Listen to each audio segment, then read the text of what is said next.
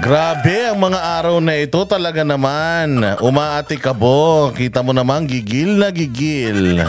Ang lahat ng mga hinayupak, mga demonyo, mga swangit, mga animal, mga santanas, mga Judas Barabas Hestas, mga komunista at mga kupal dito sa Pilipinas. Utangin ang buhay ito, oh. Galit na galit ang mga dilawang tae, loyalista nga. At saka yung mga tolongges na mga komunista. Ay sus! Triggered sila mga boss. Sobrang triggered nila mga boss sa sobrang triggered nila mga boss sa mga nangyayari sa bayan natin, ha.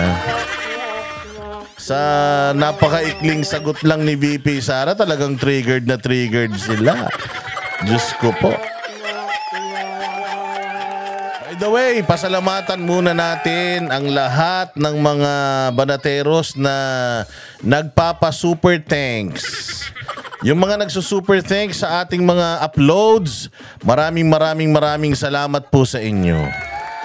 Napakalaking tulong po niyan, yung super thanks. Ay grabe, kasi syempre di na tayo nagla-live. O hindi tayo makapag-live, sobrang busy natin, kaya wala nang nagpapakulay. O kaya maraming salamat sa mga nagpapakulay dyan sa super thanks. O meron pong option doon sa mga gustong magbawas ng kanilang mga kayamanan. O meron po dyan sa may video, sa may taas, meron nakalagay dyan super thanks. O, para magkaroon kayo ng maraming blessings. Mga bossing. At ayun na nga. Oh, grabe ngayon mga boss, talagang gigil na gigil ang mga gigil na gigil ang mga satanas sa gobyerno. Gigil na gigil ang mga kawatan. Gigil na gigil ang mga hayop. Ang mga animal talaga naman. Saglit lang, konti lang yung sinagot ni BP Sara Duterte. Ang ikli-ikli lang nung sagot ni BP Sara Duterte, talaga naman. Ano yun? Mas masakit pa daw yung iwanan ka ng jowa mo kesa sa impeachment ng putang inang mga congressman na ito. Ang sakit! Sobrang sakit naman talaga nun mga boss.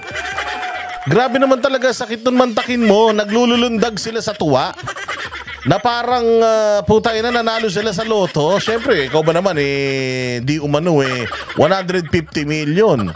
Di ba? Tuwan-tuwa sila. Tapos putya makikita nila si VP Sara unbothered. Ang ganda-ganda pa rin. Ang ganda pa rin ni VP Sara kanina.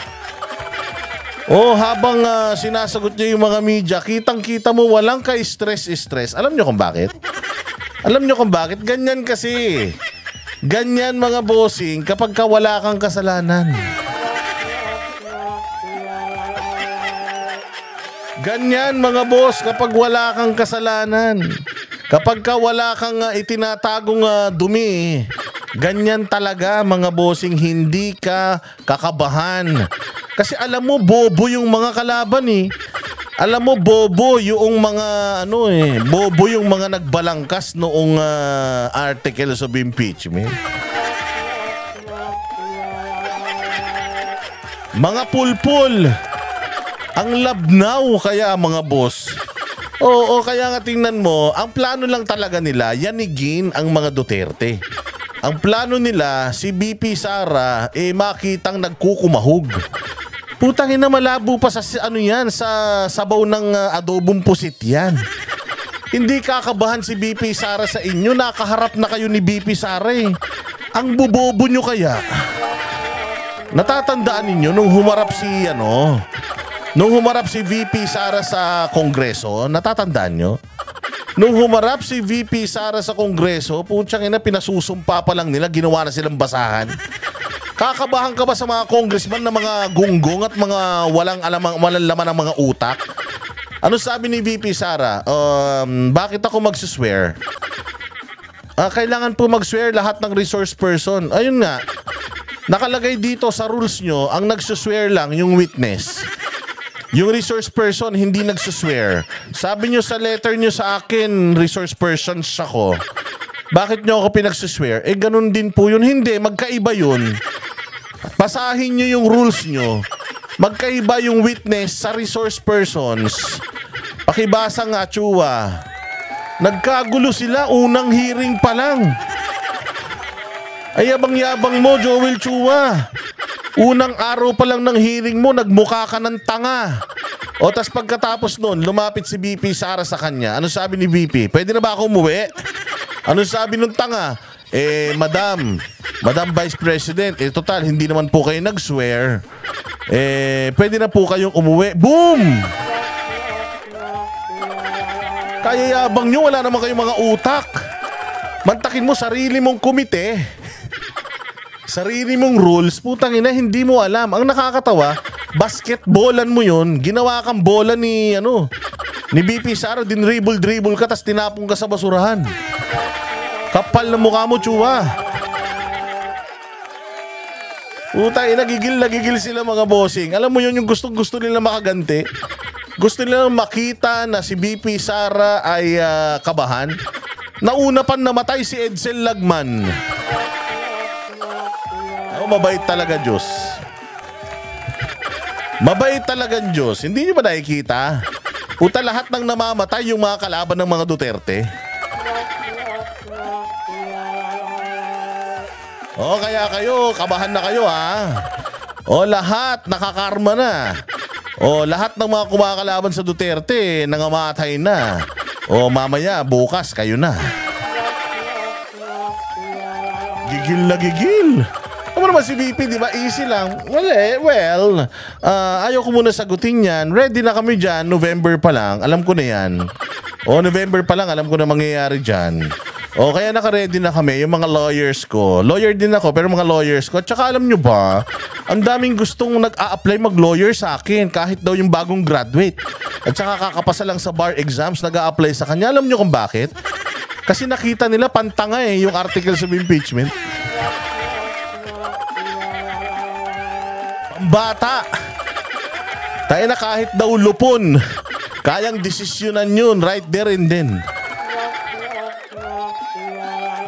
Sus! Talaga makikita mo si VP Sara is unbothered. Mas nauna pang na hulas yung mga nagsasampa ng kaso. Sabi ko nga sa inyo, kung talagang malakas yung kaso nyo, kung talagang alam ninyo na kaya nyong ipanalo yan, tangina, sana noon pa sinampan nyo na yan. Sana hindi nyo na inantay na matapos yung sesyon, na mag-adjourn. Sana noon pa inilargan nyo na yan. Pero puta, alam nyo sa mga sarili nyo na walang patutunguhan yan. Ang galing ng abogado ni VP Sara, si PRRD. Si Pangulong Rodrigo Roa Duterte ang tatayong isa sa kanyang mga counsel. Tapos yung mga tatayong prosecutor, mga gunggong, mga walang alam, sariling mga rules hindi maipagtanggol. Ito pakinggan natin mga bossing. Etong gigil na mga taga-kamara. Ilan yan?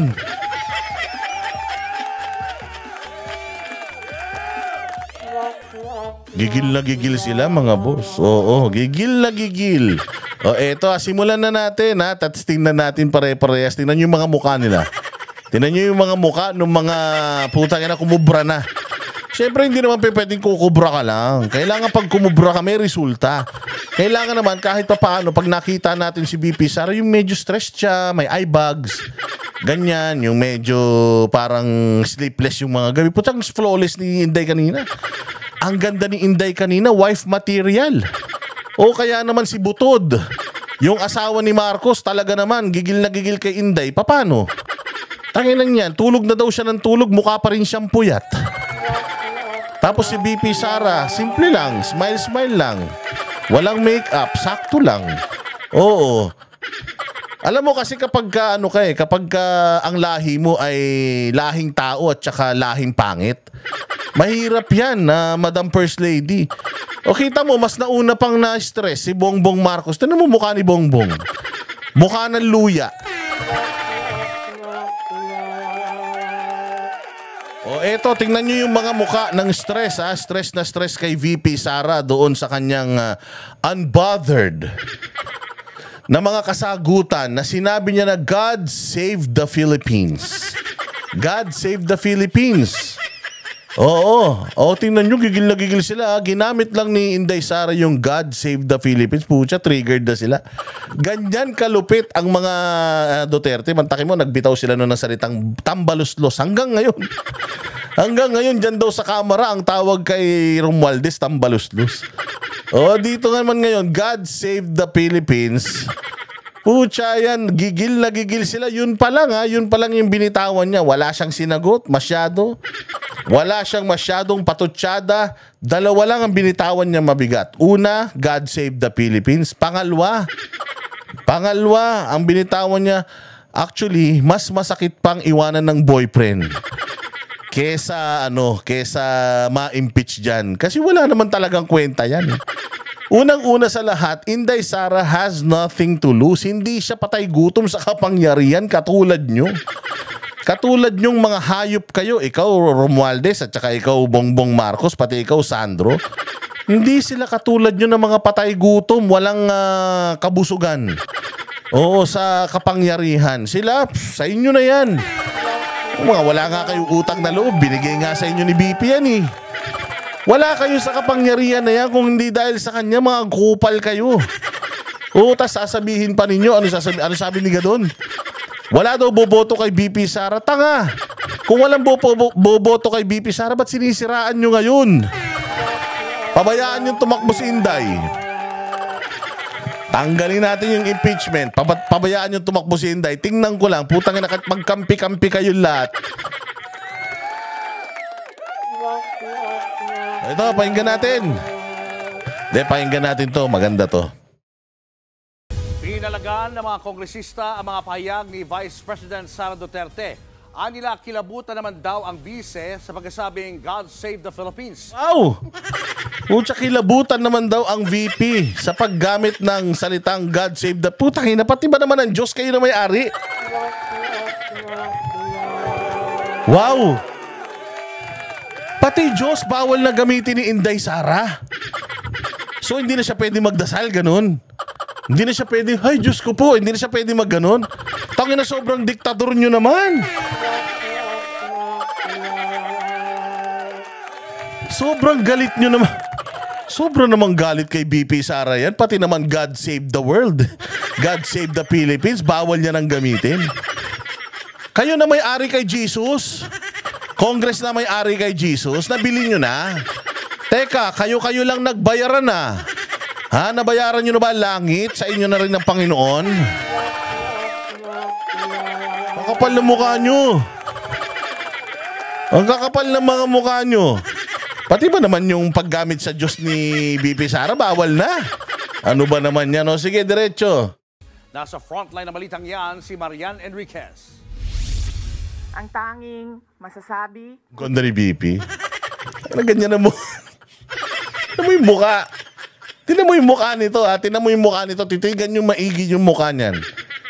Titigan nyo maigi, tapos bawat bitaw ng salita niya. Tinan mo, ano suot ni BP? May kwintas? Wala. May hikaw? Wala. May mamahaling relo? Wala. Ano suot niya? Designer clothes ba yan? Gucci ba yan? Prada ba yan? Armani ba yan? Ano ba yan? Chanel ba yan? Hindi naman. Ano naman eh? Ayos lang, polo shirt lang, may tatak ng OVP. Tapos meron lang pula, dilaw, tsaka blue. Yung flag ng Philippines na lining. Putsang ina, yan ba yung kurakot? Sige, play. Una lamang sa puntong ito ay God save the Philippines. Ang pahayag na yan Ang ganda ng mukha ha. God save the... Ang ganda ng mukha. Tingnan nyo sino kasunod. kanina ni VP Sara, pinalagan agad ng mga kongresistang nag-impeach Ayun na, pumalag kayo kagad. Yun lang sinabi kay Click. Paano na pag nandiyan kayo sa impeachment court?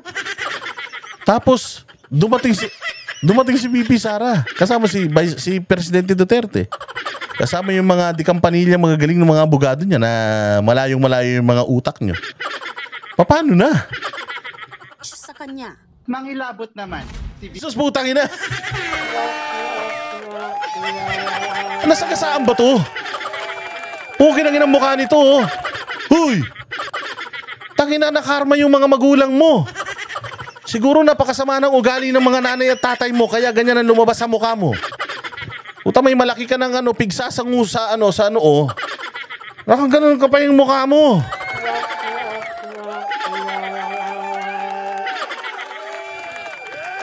Hoy, ba't pati Diyos, dinadamay mo? Ang dami yung mga batang pinirwisyo. Ang dami mga batang nirecruit nyo na nangamatay sa bundok. Kayo ang dapat hindi gumamit sa salita ng Diyos. Wala kayong mga Diyos. Pukin ang inang mukha nito, oh. Ganun no. Na-stroke ka ba? Tangina, hindi ka pa na-stroke. Mukha ka nang na-stroke, ah. Matindi to pag gumamit to ng telepono dito. Halimbawa ito, cellphone to, di ba? Ganon, hello, putang, pag dito yung got, hello, puta, mabibingi ka, tutok na tutok yung uso eh. Pero pag sa kabila, hello, ang layo, sabi mo, itutok mo. Tanginang mukha nito. Bago ka magsalita, ayusin mo muna yung mukha mo nga. Tangina, kaya pinapatabingin ng Diyos yung mukha mo eh. Alam mo, buti pa si Inday, pwede niya talagang gamitin ng Diyos. God save the Philippines. Ang ganda ni Inday eh. Alam mo talagang mahal siya ng Diyos. Ang ganda niya. Ikaw, kahit magalit ka sa Diyos, pwede. Puta, kung ganyan ang mukha ko, magagalit ako sa Diyos.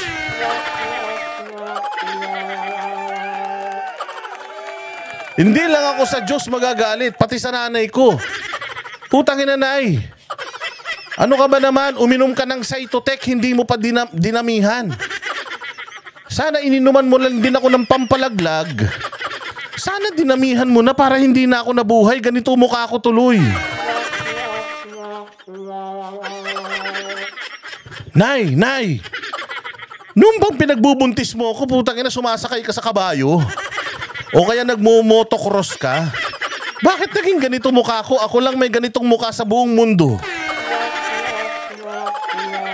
Tanginang mukha yan, oh. Iayon mo yung komento mo sa iayon mo yung komento mo sa mukha mo. Tangina ka, salita ka ng salita dyan. Paki mo sa sinasabi ni BP, wala nga siyang paki sa sinasabi nyo eh. Wala nga pakialam si BP Sara sa wala nga pakialam si BP Sara sa impeachment nyo eh. Ngayon ba naman, pati ba naman yung pagsasalita niya, bawal pa din? Puta, sobra naman kayo. Sobra damot nyo naman. Ang pangit mo na nga. Sama pa ng ugali mo.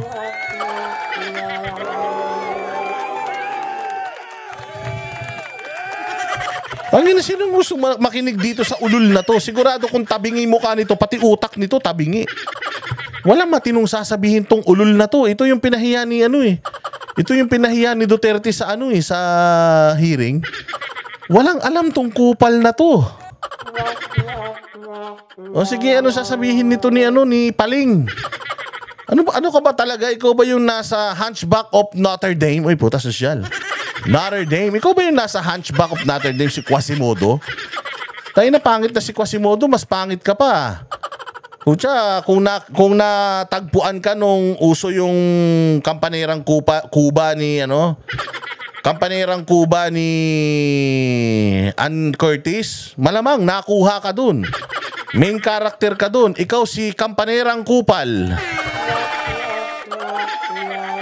Tanginan yan, Kampanerang Kupal.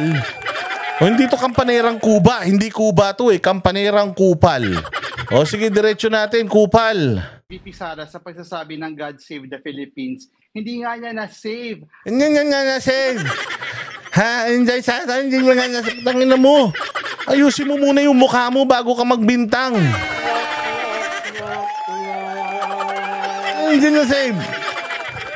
Ha? Ano yung hindi na-save? Ang confidential at intelligence funds mula sa iba't ibang anomalya. Ano yung hindi mo na-save yung intelligence funds?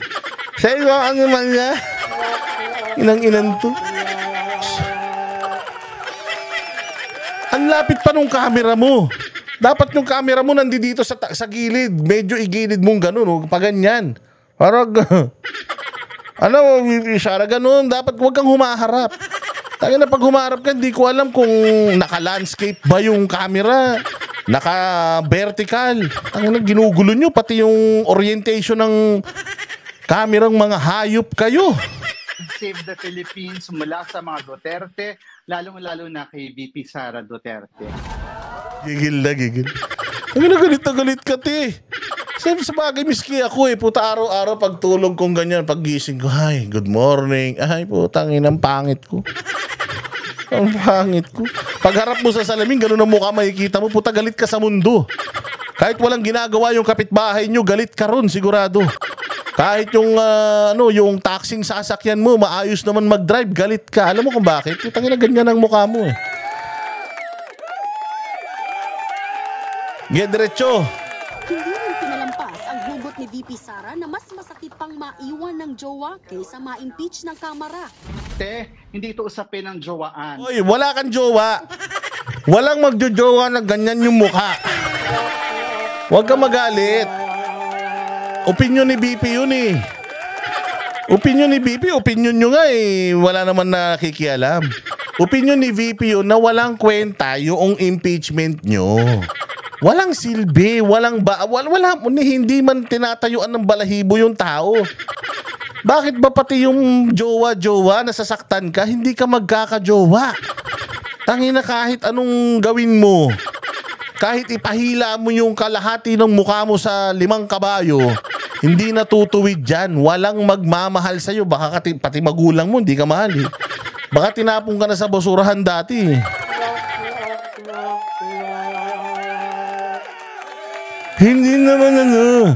Hindi naman dito pinag-uusapan ng jowa. Tanga, wala kang jowa, hindi mo alam yung pakiramdam. Hindi mo alam yung pakiramdam ng maiwanan ng jowa dahil kahit kailan hindi ka nagka-jowa. Putang ina yung ganyang muka. Kung pwede lang, pati mga kapatid mo, itatanggi ka eh. Usapin ito ng public accountability. Usapin ito ng public accountability. Tanga. Masyado ka naman seryoso sa buhay. Sabi nga niya, analogy lang yun. Walang kwenta, parang mas masakit pa nga yung sugat eh. Mas masakit pa yung hurt. Kesa dyan sa impeachment nyo. Wala kasing bilang yung impeachment nyo. Accept it. Bulletproof. Ang mga Duterte sa mga ganitong klase ng batikos. Kahit na ano pang gawin yung impeachment na yan, putang ina nyo, hindi yan lulusot sa Senado. Alam nyo kung bakit? Alam nyo kung bakit? Tangina, ang mga senador, ano yan? Buong Pilipinas yan.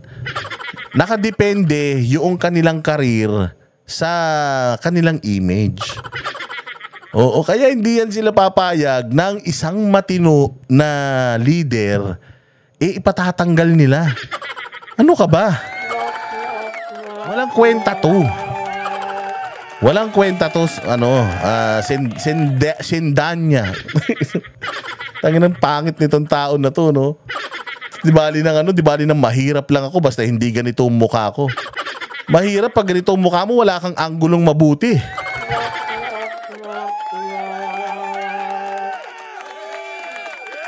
Ang sagwa, no? At pananagutan. May kinausap na ako. Bumelta rin ang Ito, maganda to. mga kongresista sa pagtanggi ni VP Sara na pinagbantaan niya ang buhay ni na Pangulong Bongbong Marcos, First Lady Liza Araneta Marcos at House Speaker Martin Romualdez. Ito ang unang-una sa articles of impeachment na isasalang sa Senado. Meron pong mga ebidensya. Ito na. Ito na iyakin, no? Sir, last mo na yan. Samantalayin mo na yung opisina mo na yan. Kung yung office na yan sa Congress, samantalayin mo na, lalabas ka na. Lalabas ka na, tapos yung asawa mo hindi pa mananalo. Naku po, putang ina, ordinaryong mga Pilipino na lang kayo. Oo, kaya putya galing-galingan mo na. Siguraduhin mo na marami-rami ka na ipon, ha. Oo, siguraduhin mo kung nakaipon ka ng marami kasi kung hindi ka nakaipon ng marami, kawawa kayo. Oo, dahil kilalang yan ang mga mukha ng mga traidor sa Pilipinas. O ba't ko nasabing traidor yan? Uy, ano yan ha? Dating DDS yan. DDS, utang yun, hindi na.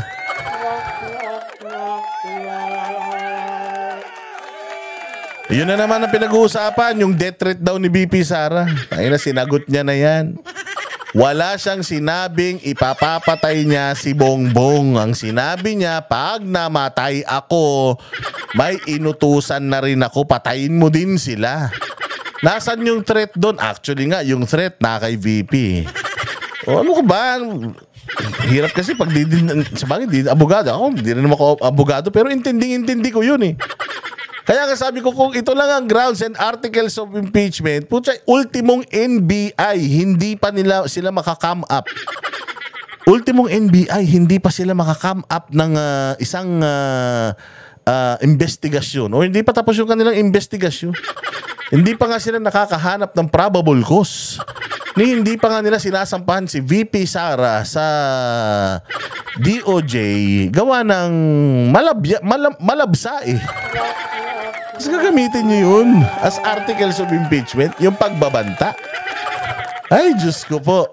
Siyang nakasama po doon, no? Yung videos, yung pahayag ng ating Vice Presidente. Kaya ng kanyang political Dagdag pa ni Sendanya. So, sinabi niya ito on record. Sinabi niya ito on record. Tangina to. Tangina mukha nito, no? Layo-layo mo naman. Kaya i-top view mo yung camera, nandito sa ibabaw. So, wag naman kasi dyan, kitang-kita yung mukha mong...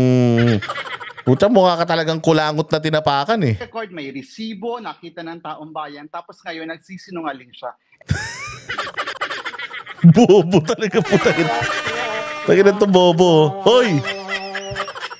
Bakit ba galit na galit ka? Eh, naisampan nyo na yung kaso sa naisampan nyo na yung impeachment sa Senado. Isave mo na yung opinion mo sa Senado. Bobo talaga to eh. If you know that your case is strong, hindi ka na dapat nagbibigay ng mga ganyang opinion. Sabi nga ni VP Sara kanina, di ba? A lot of people signed the impeachment. And some people are explaining why they signed. If you know that you signed, buo ang loob mo na talagang wala kang konsensya, wala kang tinatago sa konsensya mo, or hindi ka inuusig ng konsensya mo, hindi ka na magpapaliwanag. Sendenya, putay na, pangit ka na, tanga ka pa. Itong kaso na to, nasa Senado na. Waiting ka na lang sa kanila. Kung alam mo naman pala na napakalakas nung mga pagbibintang nyo kay BP Sara at mako-convict siya, bakit umiiyak ka pa? Pwede mo naman sabihin eh. Na yun ba yung statement niya? Palagay ko kailangan sabihin niya yon sa impeachment court. Oo, at she need to defend herself sa impeachment court, hindi sa harap ng media. Because this case is very strong. We have all the evidence and we have a high conviction rate. That's why nasa Senate na to. So it's up to the Senate. Kasi nga, malakas to, sigurado ako. Yung mga sagot niya na ganyan, ganun yan sa Senate. We have all the evidence. We have all the transcripts, the resibo. Oh, so, it's na yan. Nasa Senado na umiiyak ka pa. Nasa Senado na nasasaktan ka pa.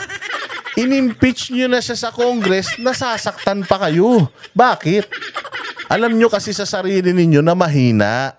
At alam ninyo, putang ina ninyo, kapag nanalo lahat ng PDP slate, putya yan, sibak kayo. At pag nanalo si VP Sara, tinan nyo 2026, mag-shift na po yung power. Pag hindi na-impeach si VP Sara this year, 2026, mag-shift na yung power. Putang ina nyo. Mga businessman, mga investors, lahat yan pupunta na dun sa pinakamalakas na kandidato. Mawawala na yung mga pumupondo sa inyo. Mawawala na yung mga ninyo, yung mga source of funds ninyo. Kasi lahat yan, mga butterfly yan. Mga linta yan. Mga tuko. Kung sino yung malakas, dun yan kakapit. VP Sara Duterte declared that she will be running. She's actually considering running for for office on 2028. 2026, pag ganun na yan, pa-shift na yan, puta, makikita nyo, paglabas nyo dyan, baka lilima na lang kayo. Si Barbers, baka DDS na naman yan. Si Barbers, tsaka si Chua, baka DDS na naman yan. Oo, wag ka na magsasalita kasi okay na yon. Okay na, nasa Senado na eh. Oo, wag ka nang umiyak. Nagawa nyo na yung trabaho nyo, naipasa nyo na sa Senado, wag ka nang nagpapapreskon. Pag tinanong ka, ano masasabi mo sa sinabi ni VP? Well, opinion niya yun, ang kaso ay nasa Senado na, so doon na siya magpaliwanag. O diba, mas maganda? Pero kaya kayakyak ng yakyak ngayon, kahit na putang ina nakatabingi na yung mukha-mukha kayakyak, that is a sign na hindi nyo maipapanalo to. That is a sign na ginawa nyo lang ito to make people believe na si VP Sara may kasalanan talaga. Na si VP Sara ay talaga namang nagnakaw sa kaban ng bayan. Nagrereklamo kayo sa magkanong milyon lang yan. Balita, may mga kumakalat sa social media, isang araw 31 billion yung inubos diyan sa Kongreso. Di umano para lang daw sa pirma na yan. Kung totoo yan, Diyos ko po, dapat dun tayo mas concerned. Pera ng taong bayan, pinamudmud lang sa mga sarili nila. Naningil sila ng buwis sa taong bayan, kinonsolidate nila, tapos kinatkong nila. Parang ganun ang lumalabas kung totoo yan. Sige, sino pa nagsasalita? And that makes her more unfit to be vice president of the country. Oh, that makes her more unfit. How? Hindi na ikaw, it's out of your hand already. Oh, you have decided, Congress has decided na si VP Sara is unfit. Okay na yun, alam na namin yun. Sa mata ng Kongreso, VP Sara is unfit to become the vice president. It's up to the Senate now to judge whether she is not fit or fit. It's not up to you. Wala ka ng kwenta. Kumbaga irrelevant na kayo. Kayong mga congressman, irrelevant na kayo. Hindi na kayo kasali dito. Nasa Senado na. It's the Senate and VP Sara, tapos yung panel ninyo na magpe-presenta ng mga ebidensya. Oh, yun lang. Yun na yun. So hindi ka nakasali. Oh, wala na, irrelevant ka na. Oh. Naglabas din ng pahayag ang Makabayan Block laban sa mga sinabi kanina ni VP Sara. Mayroon pa silang God Save the Philippines from Corruption and EJK. God Save the Philippines from Duterte 2.0. God Save the Philippines from Corruption and EJK. Putang ina. Sabi ng Makabayan, galing. Sabi ng mga makakaliwa. Sabi ng mga konektado sa NPA, proud daw sila na makakaliwa, konektado sa NPA na mamamatay tao, mga magnanakaw, pinapatay yung mga sundalo, mga polis nanununog ng mga establishmento pag di ka nagbigay ng revolutionary tax, guguluhin yung negosyo mo. Wow! Ang dami talaga sinungaling ngayon Puros mga sinungaling talaga mga sa gobyerno. Sige, hindi ako interesado. Makabayan Block, walang may pake sa opinion nyo. Sara, ayon sa kanila, God Save the Philippines mula sa korupsyon, extrajudicial killings at kay Duterte 2.0. Para naman sa mga miyembro ng binansagang Young Guns na... Putang ina, meron pa Young Guns. Young Guns, nagpa-drug test na ba kayo? Tangin ang iyabang ninyo. Nagpa-drug test na kayo? Meron na sa inyo nagpa-hair follicle test? Wala pa? Ina nyo, mga supot pala kayo. Ayan, sabi dito, Vice President Duterte's press conference was meant to downplay the seriousness of the impeachment. True. She's downplaying it. At least meron kayong naintindihan. Sa wakas, Young Guns of the 19th Congress. Mabuti naman. May logo pa kayo. Magkano binayad nyo dyan? Pera ng taong bayan, pinangbayad nyo dyan? Sa copyright at saka sa na yan? Ng logo na yan? Baka naman pera pa ng taong bayan, pinangbayad nyo, kakapal na mukha nyo. Logo-logo pa kayo. Ano kayo? Riders Club? Oh, anyway, sinasabi niya dito na at least may natutunan at mayroong matinong sinabi yung Young Guns. Dina-downplay daw yung seriousness. Yes. Dina-downplay talaga ni VP Sara yung seriousness. Wala nga siyang pakialam eh. She's not even bothered. She's not even in awe. She's not worried. She's not having sleepless nights over this impeachment. They are ready to rumble. November pa lang, ready na sila. Actually, nakakatawa nga dito eh. Nakakatawa nga dito kasi ipinakita nyo na, inilagay nyo na doon yung articles of impeachment, hindi ba? So alam na ng grupo ni Duterte kung ano yung mga i-defend nila at alam na nila kung ano yung mga ipakikita nila na mga prueba to debunk yung inyong yung articles of impeachment. At saka inilabas nyo na eh. Inilabas nyo na sa mga hearing ninyo yung mga witnesses nyo. Si Gloria, yung Sobre, yung ganito, yung ganyan. And si VP Sara, meron siya laging pangbangga doon. So alam na ni VP Sara how to defend herself kasi kayong mga taga-Congress, pal kayo eh. Hindi ba? Hindi nyo in executive session. Yung inyong mga hearing, public yun. Napapanood nila. So yung mga abogado nakapanood, so ito na yun. So this is gonna be the articles of impeachment. So ito yung ibabanat nila sa atin. So meron na tayong pang dyan. Meron na tayong pang kontra dyan. O ano pa yung isa? Si Gloria. Ako, may pang kontra tayo dyan. Ano yan? Magnanakaw yan. Scammer yan sa opisina natin nangihingi ng pera yan. Hindi naman sanctioned ng Department of Education.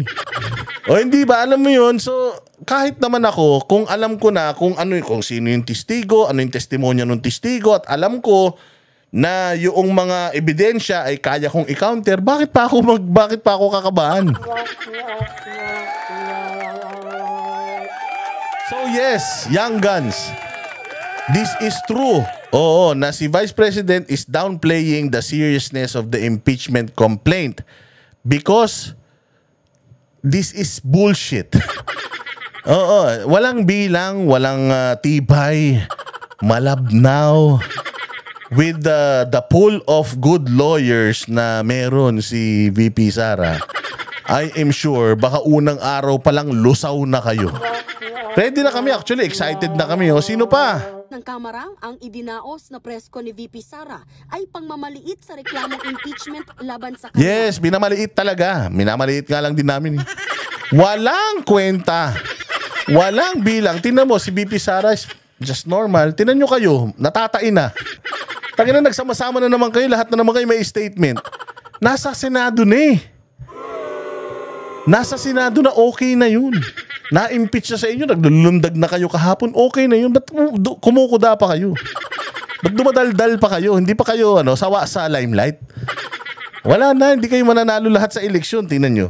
Pero ipinapakita rin daw nito ang kanyang pag-aalala sa harapin niyang paglilitis. Dina-downplay niya, pero nag-aalala siya. Nakita nyo ba yung demeanor ni VP Sara kanina?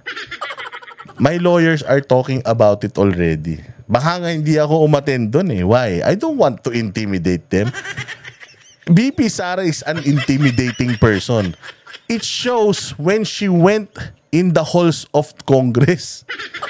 Namutla kayo lahat. Putangin nyo yung mga itlog nyo napunta sa mga liig nyo. Oo, ganun ang presensya ni VP Sara. Nandoon si VP Sara. 'Di ba nung na pakulong yung kanyang kaibigan na si yung abogada, ando doon siya. Hindi nyo nga siya matanong ng diretso eh. Hindi nyo nga siya natanong doon sa mga gusto nyong malaman eh. Tapos maniniwala ako na enough yung evidence nyo against her. Hindi nyo nga siya nag-isa nung nandoon siya, sumumpa na siya, hindi nga kayo nagpa-drug test eh. Tangina nyo, wala kayong itatago sa amin. Alam namin lahat yan. Wala kayong lakas, kaya daldal kayo ng daldal ngayon. Yan lang yung kaya nyong gawin. All publicity. Sabi nga, all bark, no bite. Walang pangil. Walang talas yung inyong impeachment. Puro kahol. Walang kagat. Ayon naman kay Congressman Joel Chu. Ito naman. Magkita na lang kami sa Senate Impeachment Court. Ganyan. Yan ang sagot. kita na lang kami sa Senate Impeachment Court kasi nandoon na eh. Okay na yun. Hindi na ako kailangan mag-comment sa sasabihin niya sa ganito, sa ganyan. Because it's there already. We've done our part and nagawa namin assignment namin. Nakakalap kami ng matibay na mga ebidensya. So I'm excited to go to the impeachment court which is sa Senate. Ganyan, Chua, ang tanong. Ang tanong, Chua, putang ina mo kung manalo ka. Kung manalo ka, ang layo ng agwat sa'yo ni Apple Nieto. Surang-sura sa'yo, diring-diri sa'yo yung mga taga 3rd District ng Manila. Unless yung nakuha mong pera dyan, kung meron. Yung nakubra mo, i-share mo sa mga taga-distrito mo, baka sakali maawa sila sa'yo, pero magaling ang tao. Kukunin yung pera mo, tapos hindi kayo boboto. Ang lakas ni Apple Nieto. Magkita kayo sa Senate Impeachment Court kung manalo ka.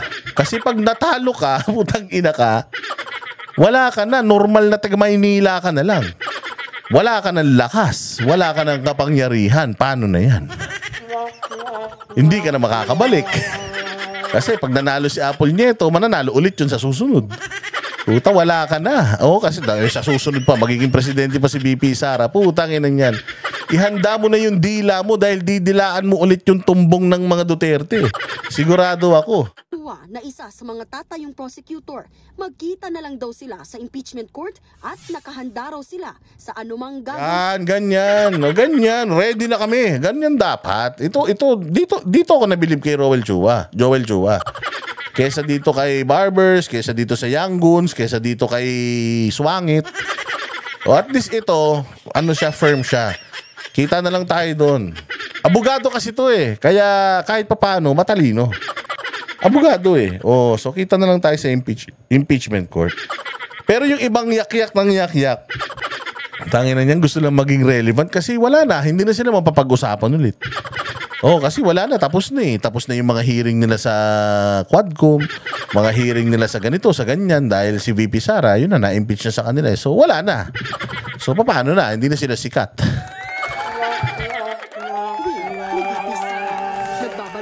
Mga bossing, hindi ba?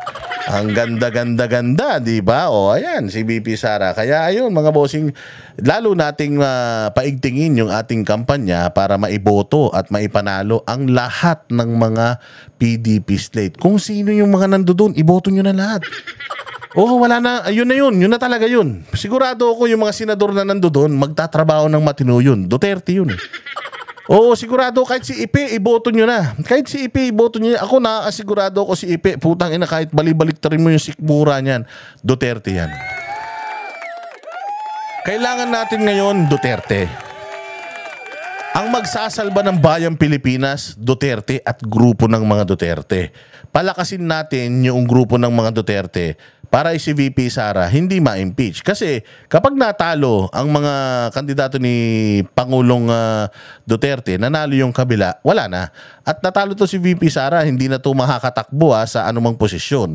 So hindi na to pwedeng maging mayor, hindi na to pwedeng maging presidente.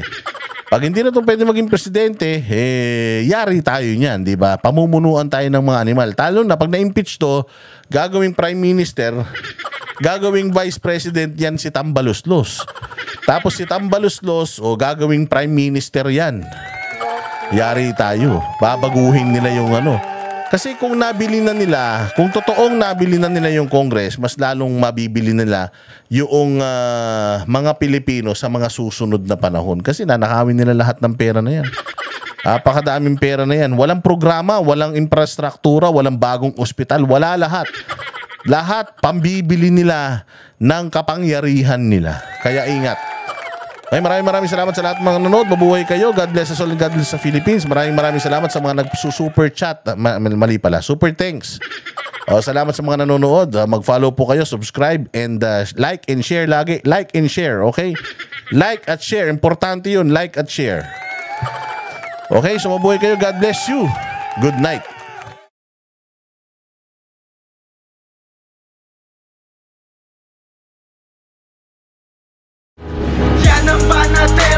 Walang inuurungan.